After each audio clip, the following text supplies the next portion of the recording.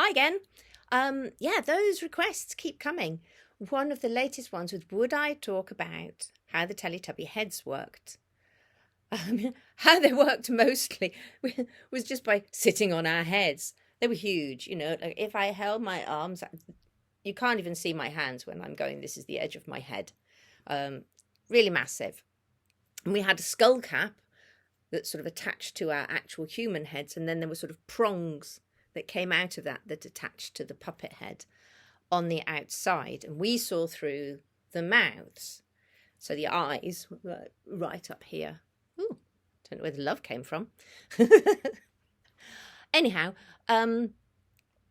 we had in our hands that like grabby mechanisms, really very much like a bicycle brake, like a bicycle brake cable, and then elastic bands that attached to the eyes. And the mouths, I think, were a little bit more complicated, but I'm not sure exactly. So I, being a right-handed person, I would do my mouth with my right hand, and then the blinking in the left hand, you just kind of blink all the time. One of the funniest things was just looking straight down the lens and blinking periodically.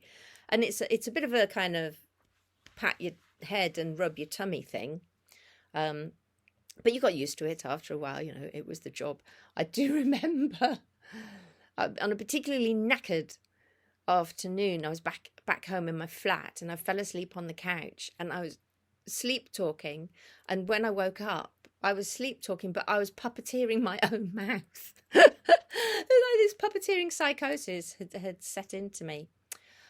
So more than that I cannot say. I am not the maker of such things as puppet heads, so I couldn't give you the technicalities of how it works, but that was the experience for us of wearing the things. Very isolating, very heavy, not very lovely, but you got used to them and sure gave you some privacy.